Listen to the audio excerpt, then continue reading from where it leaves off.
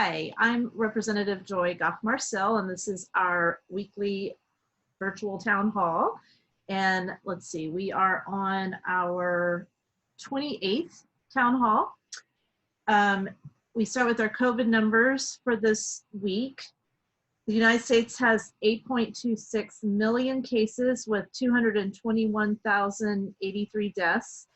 In Florida, we have 760,389 cases with 16,308 deaths. Orange County has 43,943 cases with 532 deaths. And Seminole County has 9,802 cases with 236 deaths. Now that's the Department of Health numbers. We have Rebecca Jones numbers, which I'm just going to kind of compare them with the Florida. So it looks like that, she has about 72,000 more cases in Florida. The deaths are exactly the same.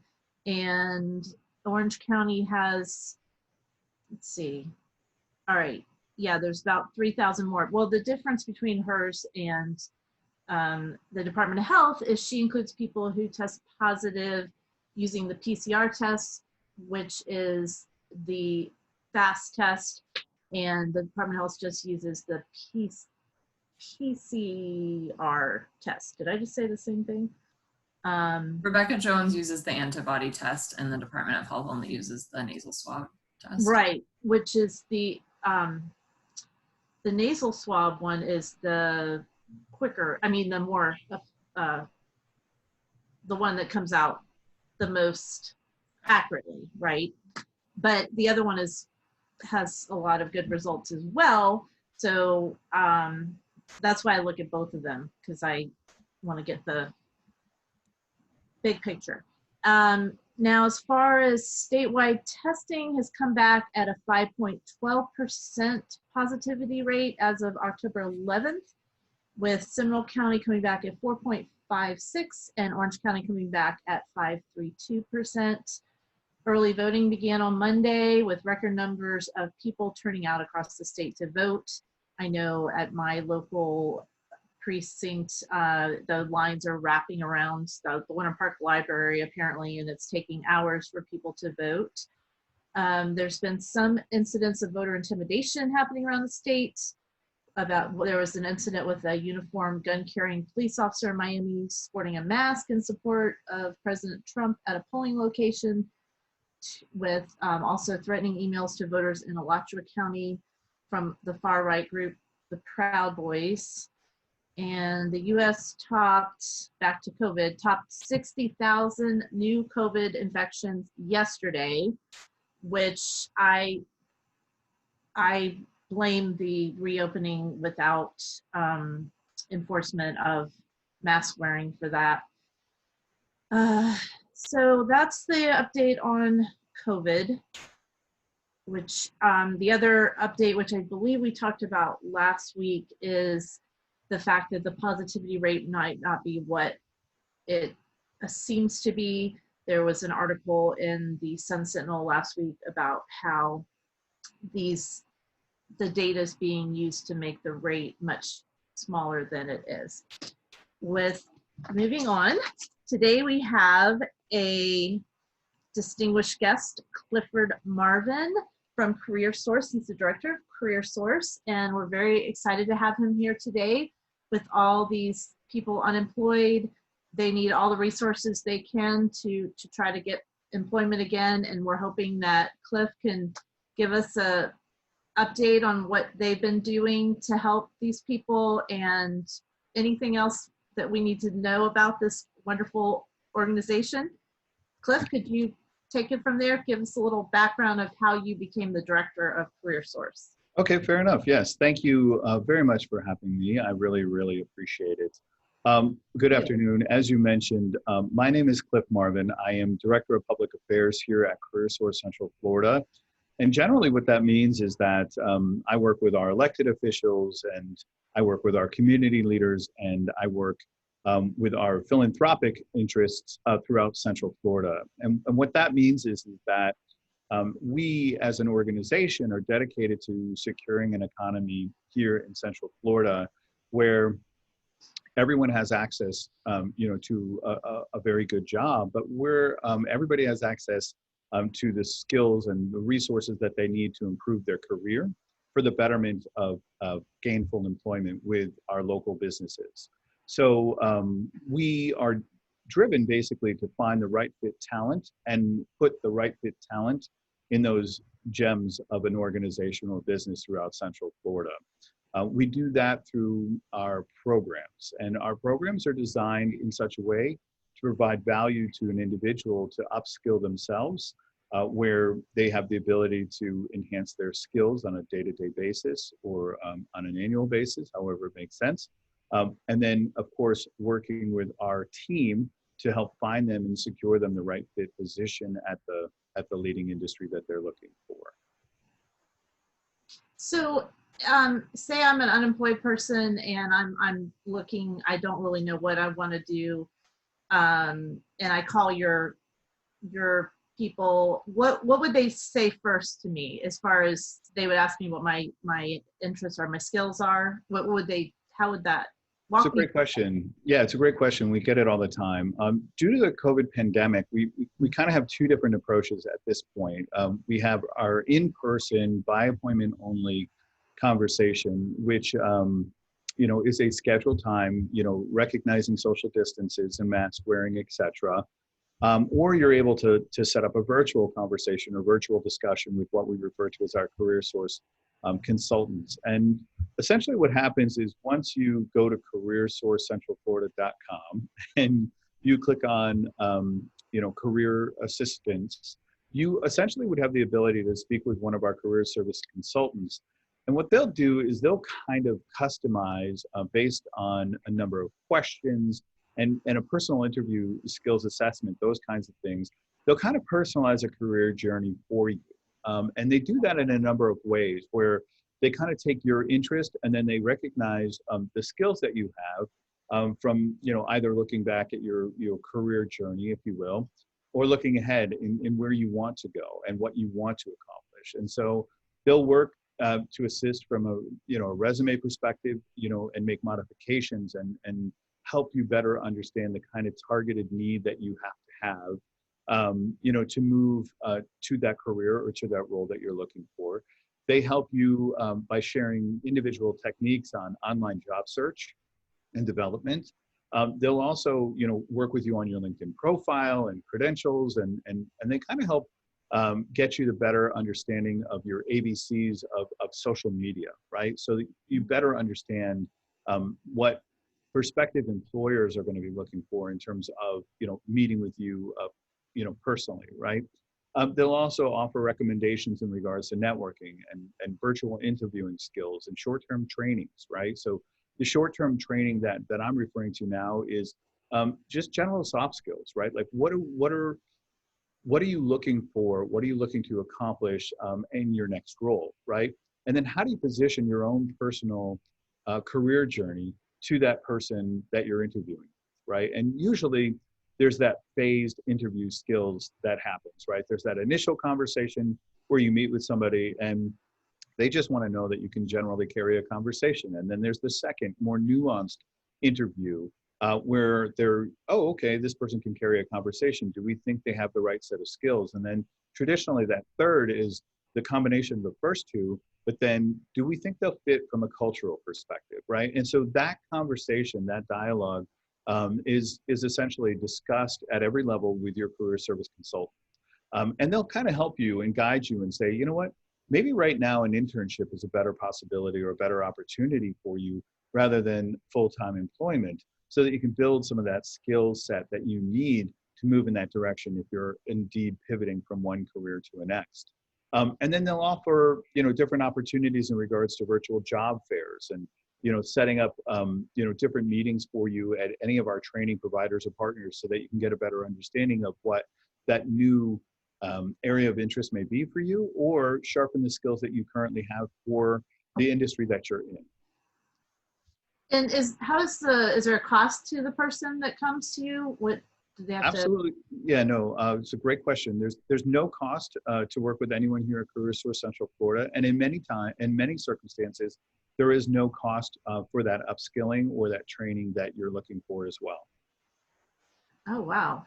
And is that because you work with other employers? Is that where, is that Yeah, where the cost is essentially, well, from a technical perspective, CareerSource Central Florida receives its funding, the vast majority of its funding from the state of Florida. The state of Florida is working with the Department of Labor, and the Department of Labor then contributes, or I shouldn't say contributes, I should use the expression, will allocate funding to the CareerSource family. There's 24 different workforce boards here throughout Central Florida, throughout Florida, excuse me.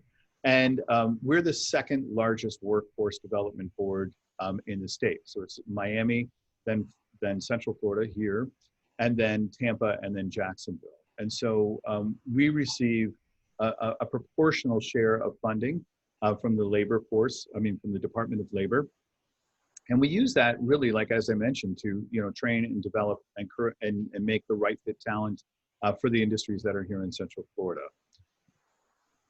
Does it matter where a person lives to, depending on which one of those 24 that they go to? Do they have to be in a certain area? Yeah, so our services are designed around the 5 counties that we serve. So Orange, Osceola, Seminole, Lake, and Sumter. Those are the 5 counties that we serve. So our services are complementary because of the federal funding that we receive. And that federal funding is tied to those counties, the 5 counties that we have there. So, someone from Seminole who comes into our Seminole office, has access to utilize these services in the same way that somebody from, Orange would, right? However, we don't serve Volusia, for instance, or Polk, but there are CareerSource boards that do service those areas. Okay, that makes sense. And in a way, are you kind of like a headhunter, or do you not consider yourself like that? Our organization, so the way that we're broken out, so we have our team that's dedicated to individuals, right? So those are the CareerSource consultants. Those consultants work on an individual basis with each and every individual that comes to visit us, right? And then we also have what is referred to as our business service team. And the business service team will go out and establish those relationships with businesses all throughout those 5 counties.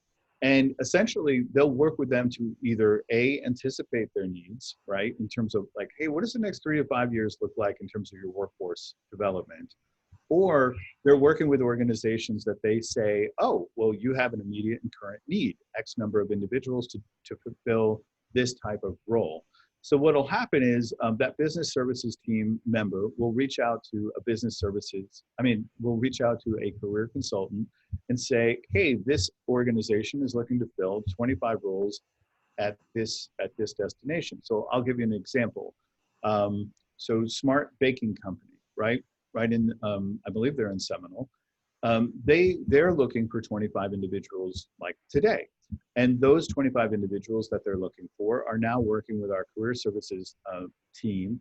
And that individual is searching through our Employee Florida database for those individuals that may have either the already skills or those that have expressed an interest or are currently working with those that are pivoting from one industry into another to assist them in terms of putting them in front of that hiring manager that's ultimately going to get them employed as quickly as possible.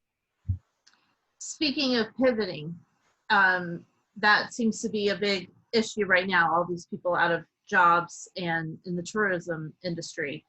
Correct. And I know there couldn't be enough jobs for all of them, but are there jobs coming up that people are pivoting from the tourism industry that Absolutely. you're seeing firsthand right now? Absolutely, yeah.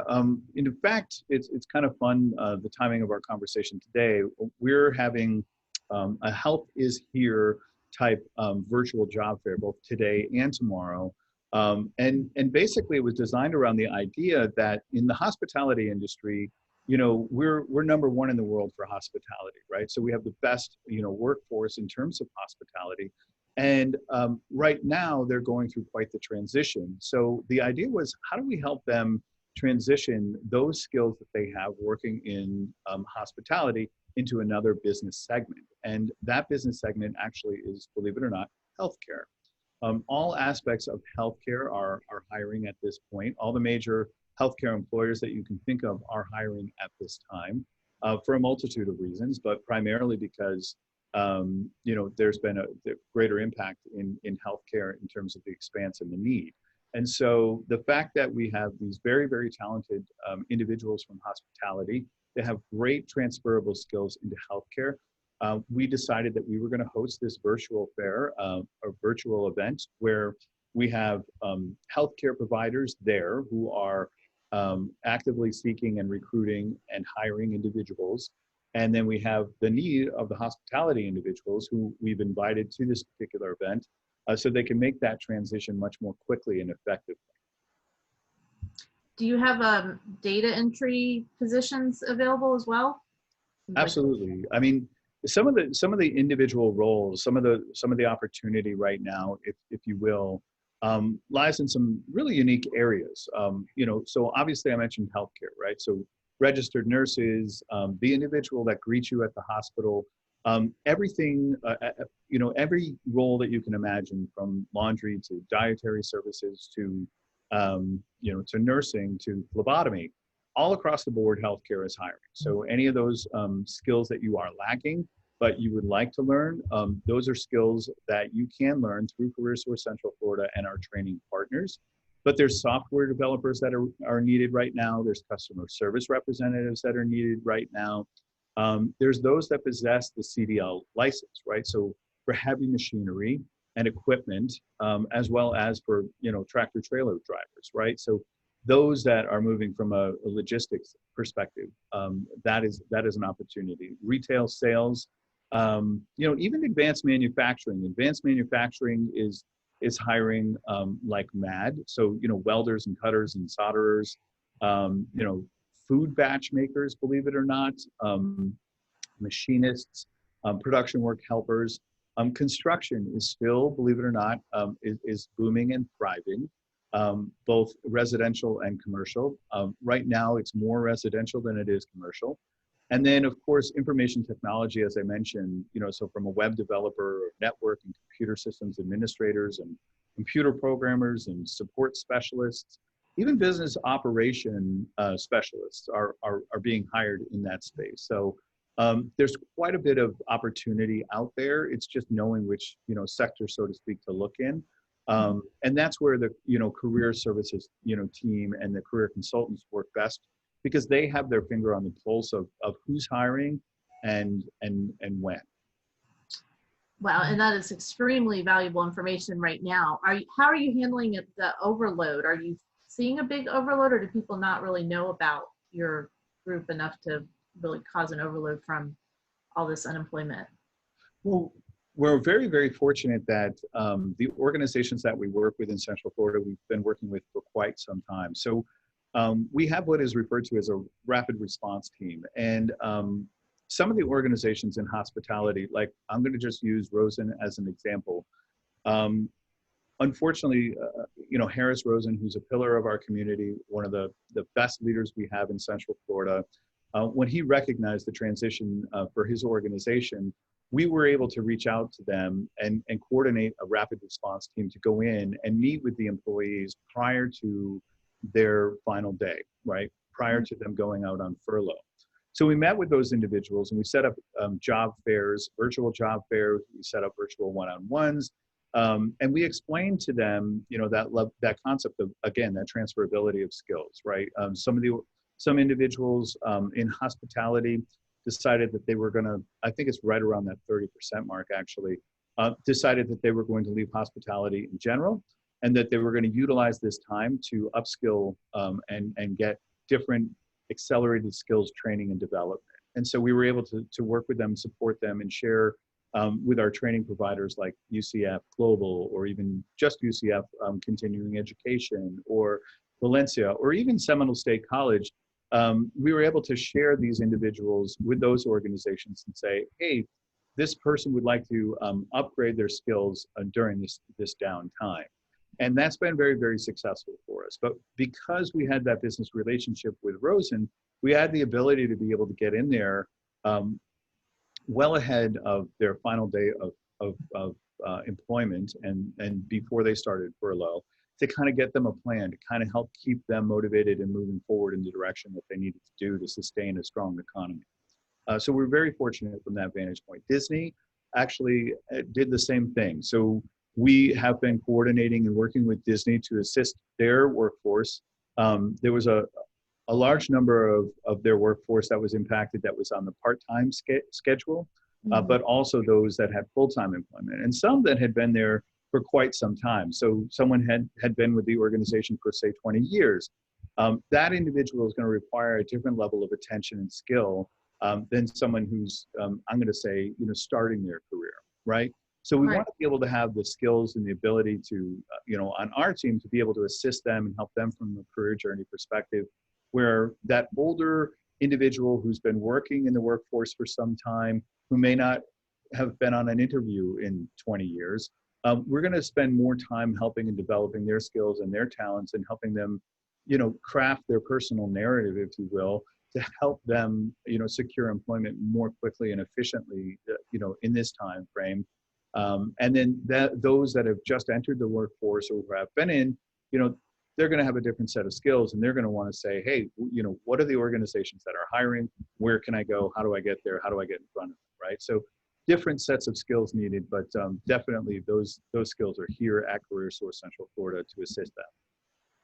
So you answered my question about, obviously you have a lot more I don't know if you call it business, a lot more business. But so how are you handling that with Disney, with thousands and thousands of people being laid off and wanting to utilize your services? How are you able to do that with your normal staff that you have? Well, it's thank you for the question. It's very challenging. It's very daunting. The way that we're funded, we're funded from previous years' unemployment record. So, the unemployment at the time in 2019 was like something like 3.1% or something along those lines, right? So our funding, the allocation of funding that we received was based on like last year's information. So the incredible leader that we have here at CareerSource Central Florida, her name is Pam Neighbors. She's our president and CEO. She was working on the Orange County Task Force and was very instrumental in trying to help guide us through this journey. And when that happened, we actually received funding from Orange County in the way of the CARES Act funding. So CARES Act funding from the federal government came to Orange County. And then they were generous enough, Mayor Demings was generous enough with our organization, understood our capabilities and the needs of our community, and shared with us CARES Act funding that we've sort of rebranded as our Help Us Here funding, or Help Us Here dollars. So those dollars are working specifically and directly in Orange County. And what we're doing is we're making sure on a daily basis that we're connecting with not only businesses in Orange County that may be hiring, but also working with those that have been impacted by COVID and are either on furlough or have been released from their employment, and working with them to, again, provide all of these services and share with them a perspective of, hey, here's what we think is going to happen in the next 6 to 12 months. And here's where you can make an impact on your career, and you can truly upskill, or you can truly sharpen your skill, or you can get right back out to work because you do X, Y, and Z so well, right? And so providing that resource through those CARES Act funding, that's allowed us to hire some additional individuals, a temporary workforce, if you will, at our organization to assist to try to get as many people back to work as quickly and efficiently as possible. Now, that's not to say that we're not working in all the other counties that we work in. We do have federal funding that we're able to utilize in that sense, so it's not like anyone's being left out. But the idea is that those direct dollars, those Orange County Help Us Here dollars, go directly to assist where there is literally the greatest need. I mean, if you think, the Orlando area right now has an 11% unemployment rate as of October 2nd, 2020, but Orange County is at 11.6%. So, the greatest need resides in Orange County. And so therefore those CARES Act dollars through Help Us Here are really to impact and help secure this economy at this time. So that's about a 4% rate of what it was when the budget was settled last time. Exactly. And therefore, we're small but mighty. We all take our jobs very, very seriously here at CareerSource. I was on an elevator this morning, socially distant, of course, wearing a mask. And this woman whom I've never spoken with before, she got on the elevator and she was getting off at the same floor. And she's like, you work at CareerSource. And I said, yes, as a matter of fact, I do. She's like, wow. She's like, how do you do it? And I was like, what do you mean? And she's like, well, you see these stories on a real life basis in terms of, how the pandemic is impacting, individuals and families. And I said, you're right. And, the challenge is I take my role very, very seriously in terms of making sure that we're partnering as effectively as we possibly can and educating everyone that we possibly can on what we do and where we go. And so my schedule is a little hectic, but I'm fortunate because my schedule is hectic. And I can, help support our family through my employment. And, she said to me, which I thought was wonderful, she's like, I wish there was something that we could do to help everyone. And I said, well, obviously you need to keep working and keep doing what you're doing so you can expand your workforce so that we can then begin to replace people at your organization. And she said she would continue to work as hard as she could to do so. And obviously, that's what we need businesses to do right now, is to buckle down. And even if they, transition from their office environment to a home setting, that they recognize that this is, perhaps a new way of doing business moving forward in the future, but having the ability to hire people who are competent, who have, critical thinking skills and project management, but very strong communication skills. I think those are the three primary skills that individuals need to have as we move forward in this sort of new economy. And again, regardless of who wins the election on November 3rd, our workforce is going to adapt and change and have to take on a new role in terms of a new economic role in terms of how goods and services are going to be delivered, how the supply chain is going to be impacted and affected, but also, how delivery is going to be impacted. And I think that's a really important conversation to be had at every level. Well, it must be incredibly rewarding to see people to go back to what that lady was saying to you in the elevator. It also has to be rewarding to see people connect and actually get a job after being devastated by losing their job. That's got to be a really exciting part about your It is, and it truly drives me on a day-to-day basis. And I can tell you that a project that I've been working on since I think it was early April. We started working with UCF Global right around that time, and at the time, we were talking about this transition from hospitality to healthcare.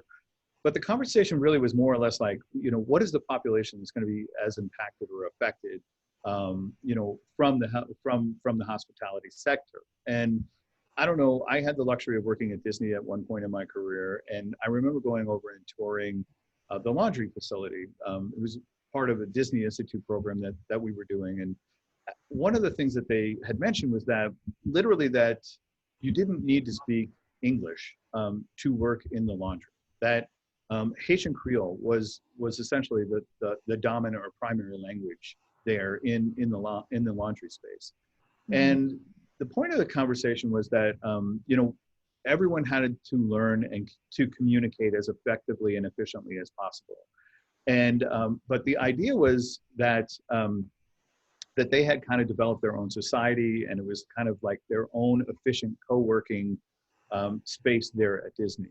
And one of the things that changed with this pandemic was that those sort of back of house employees, whether they spoke Haitian Creole or whether they spoke Spanish or some other international language, that they are a part of our economy. They help build the tourism industry that we're essentially known for, and that they are in need of our assistance at this time. So we partnered with UCF Global, and we've been doing English as second language training to help those individuals whose primary first language is not English, but to help get them the skills that they need. And we've worked with them to kind of develop an education curriculum that is sort of co-partnered with occupation. So it's an occupational English skills training and development course that will assist them with that immediate need that they have in terms of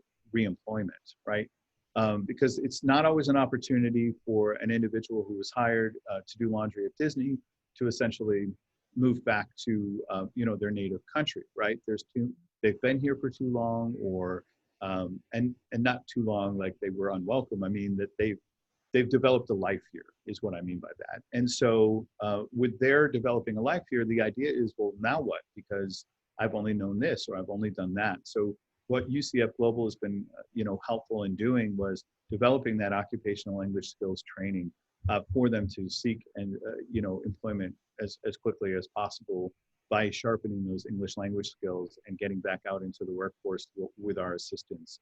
And so that's a program that I'm genuinely just thrilled and delighted to be a part of, that we were able to help those individuals, as you mentioned, get that sense of employment and empowerment, because it's about, having a sense of dignity. When you have a job, it changes, it pivots everything in your life and makes everything seem much more possible and realistic. And that's something that when someone's impacted by displacement, or when they are furloughed, or when they are let go, it devastates every aspect of your life and living. And it's an awful, awful feeling. And for me, I've been in my own personal career journey, unemployed, and just remember how awful, of a feeling it is. And being, that great sense of desperation of, I'm just going to take whatever job is offered to me. I don't care if it's the right job or not, but I need a job so I can, get back on my feet. And that drives me on a daily basis, is to think about those individuals that are, currently unemployed, and what we can do, and what unique partnerships we can drive or develop, to get them back into the workforce as quickly as possible. Well, it's so refreshing to have you on today with all the contentious stuff going on right now with the election coming up, and just to be talking about something that we can all agree on. And I know a lot of times people think that we're always fighting up in Tallahassee, but we do have, the majority of the time we do agree. It's just some items that are very contentious. But this is an example that we are all on board with and all support. And that's very refreshing. Also, tell me more about the manufacturing jobs, because I've heard from my colleagues that why is that huge right now? And can you give us an example of some of those jobs that are available? So, I can't speak to the whole industry as in terms of like why it's experiencing the unprecedented level of growth that it's experiencing. But I can tell you that, from a manufacturing perspective, it's, hopefully this does not sound like a partisan comment, but it's true that, unfortunately, a lot of the labor related jobs that, like the welders and the cutters and the, machinists, a lot of those jobs sort of left our economy, and went to other countries. And we became much more focused on being a hospitality economy than a manufacturing company. And I think people are recognizing that while hospitality is incredibly important, that manufacturing and building, that age-old expression of made in America, is truly something worth saving.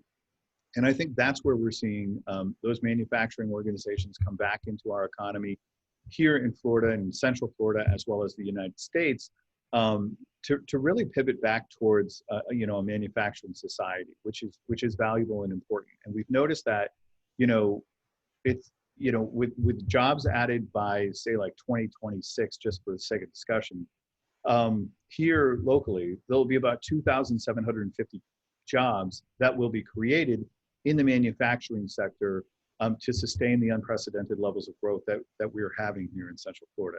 Even though the pandemic is happening, we're still seeing this shift towards manufacturing, and we're still seeing, the unprecedented levels of need in that segment, in terms of individual people that need to be trained and need to move into those spaces. So, if you're an electrician, for instance, they can't get hired fast enough. If you're a plumber, if you're a trades worker, those roles right now are coveted, and those roles right now are being paid a premium because there aren't that many individuals that can do those jobs. And that's, again, where our training and development and our skills upskilling comes into play, right? Because we have those training partners that, if you wanted to become a welder tomorrow, we'll pay for you to become a welder tomorrow, that, and then you'd have the opportunity to be employed before you even finish the course. And we're doing that with other organizations as well. So we're doing that, with our training providers, but we're also developing relationships with individual building companies that we're saying, hey, listen, we're sending 14 people through this carpentry program. Is there a fit, before the end of their course to get them, as an apprentice, or to move them towards an internship, or to get them full-time employment, based on them finishing and receiving that credential before they get out into the workforce. Oh, okay, so I had a couple questions from that. Back to the manufacturing, is that consumer driven because people want it to be made in America? So is that part of it? Because I feel like a lot of people do find that important. Or maybe that's not something you would know, because you said you didn't really know why the manufacturing is. Well, I mean, I think it's a combination of issues. I don't think it's any single one issue that's driving the manufacturing. I think people are now more focused on where an item is coming from, because we are conscientious of the fact that, when you go on Amazon or when you go on some internet site, that you're really much more diligent and focused on where your dollars are going, that buying local, right? That's important. And I think that happens, across the food service industry, as well as, with manufactured goods. So I think people are recognizing that the more investment they make in their own local economy, the better it is for them. And they're seeing that, by affording and supporting local goods and services, that there's a reciprocal bounce back, and it works well for everyone, and it keeps the momentum of our economy moving, and it stays strong, frankly. Yeah, and I think people want to know that the workers are being treated right from whatever they're buying. And they can know that if it's local. Absolutely. As far as all this training that you're providing this for free to the person, the potential employee, is there any kind of guarantee if it, say this person goes through the training and it's paid for by this employer, and then they just take their training and they go to another state or something like that? Is that just something you have to work on in the interview process to try to stop that from happening, or is there some safeguard in there for the employer for that? Well, the slight modification to that comment would be that CareerSource Central Florida is paying for the training. So if you're, I'll just use the carpentry example as an example. Let's say that you own a construction company and you hire 50 carpenters, right? And you're working with CareerSource Central Florida, and we say, hey, we're going to train 14 carpenters for your course of 50. Those 14 carpenters, we're paying for their training with our training providers. And then when they're done, they're going to then move on to work with that specific, like with your, construction company. That's how, excuse me, that's how this works. That's how the upskilling and manufacturing segment works. Okay, So so there's no guarantee. risk. I'm sorry? There's no guarantee then, I mean, there's no risk to the employer, but there's Correct. risk to your group that, because the whole point is we want to keep these workers here in Florida, we train them, and Secure the economy, absolutely. yeah.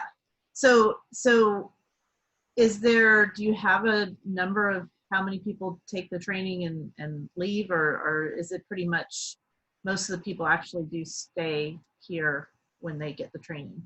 Yeah, it's quite a commitment. So, I mean, if somebody is committing to take a training or to do accelerated skills training and development here in Central Florida, their intent is to stay in market. So we don't have, I don't know, I can't cite a specific number to share with you, but I can tell you that the majority of individuals that, go through our training and development programs with our training providers are staying in Central Florida because they're taking advantage of the fact that they are now either moving into a new business sector that, that's going to command and give them a greater quality of life because of the finances that they make. But we're primarily success based on retention, right? So we're going to work with that individual and make sure that they understand the value of the role that they have with that organization, and keep, assisting them with whatever it is that they need throughout that career journey when they're there. But our goal is, to skill and help businesses retain, those qualified individuals to stay there for as long as they can. That's good to know. That would be a concern of mine. I hear about that from cities when the thousands and thousands of dollars it takes to train a firefighter, and then they go to another city that pays more. Yeah. So that happens. So they built in some safeguards for that because of that. Yeah, they did. And like I said, I mean, it's quite an opportunity, when, CareerSource Central Florida is providing that training to an individual. It's I guess the best way to put it is that it's really truly a commitment, and then we demonstrate the commitment to that individual by helping them better understand the resources that they have available to them in terms of those companies or organizations that are growing here locally. Mm-hmm. And so we help them better understand that, like, you may start here at an 11 or 12 or $15 an hour job, but if you stay with that here in Central Florida, here's what that growth pattern looks like, and here's what that growth pattern looks like for that industry. So they're kind of getting that snapshot of the next 3 to 5 years based on, the decision that they're making today, which is really valuable, again, from a retention perspective. Do you work with even the smaller jobs, like when I say smaller, lower paying jobs like delivery drivers and store clerks and things like that? Is that part of your yeah, like so public? Yeah, I mean, we have jobs for every level of skill. So if somebody was saying, hey, I did retail at one of the local hospitality companies, and they wanted to transition to that same skill set, like I used to sell plushes at a store, for instance, and now I want to go work at Target. We're able to assist them at every level. And then also when they make that suggestion, or, when they're driving that conversation or decision, because we've never talked somebody into doing something they don't want to do. But when we move them in that direction, we also offer them that opportunity to say, hey, you've been in retail for a very long time. Take this job, keep on your feet, stay secure in terms of, you receiving a paycheck on an annual basis and a monthly basis, et cetera. But have you thought about upskilling to this? Or have you thought about this as an opportunity because you have what it takes to do X, Y, or Z? And help them from the vantage point of having that full-time employment, but then also giving them a full-time or even a part-time, accelerated skills training development, for them to improve their skills, if that's something they want to do, right? So then that would mean they're working their job and then doing the career counseling with you on the side until they can transfer to that next upgraded job. Is that what you were Yeah. So if you're working in retail, you're probably working unique hours, right? And so we will, you know, quote unquote, arrange times to connect with you when it's convenient for you, when you're not at your job, so that we're meeting with you on a time frame that's going to work and is consistent with your workload. In regards to, you know, the accelerated skills training, they run, you know, pretty much during the day, they run in the afternoons, and they run in the evenings, and they also run on the weekends. So you can kind of customize based on, you know, the course of the program that you're looking for, you know, something that's going to fit with your schedule, because the idea is, let's keep you employed, but then let's provide you a skill, or let's develop a trade, or let's, you know, help upskill you in such a way that, you know, you can advance past, you know, a minimum wage role, if that's something that you're interested in doing. Wow, this is great. I am very excited to have learned all about your group, and I'm sure there's a lot more that we didn't cover, but it looks like we're coming up on the hour, and I love that we have this to offer our constituents. Absolutely. We have so many that are out of work, and even if they have a job, it's just nice to know that if they're wanting to move to another career, that they have your group to go to. So thank you so much. Oh, it's my pleasure. I would just say, you know, for your constituents, if you don't mind sharing an 800 number, it's 800-757-4598. That's 800-757-4598. And you can reach out to us and coordinate a time to get together with a career service consultant, or talk with a business service representative, you know, depending on who you are. But we're here for you every step of the way, for you and your constituents. Thank you so much. And I'll make sure that Haley gets all that information so we can send people your way. Awesome. Thank you so much for your time today. Thank you. Have a great day. You too. Bye. Bye.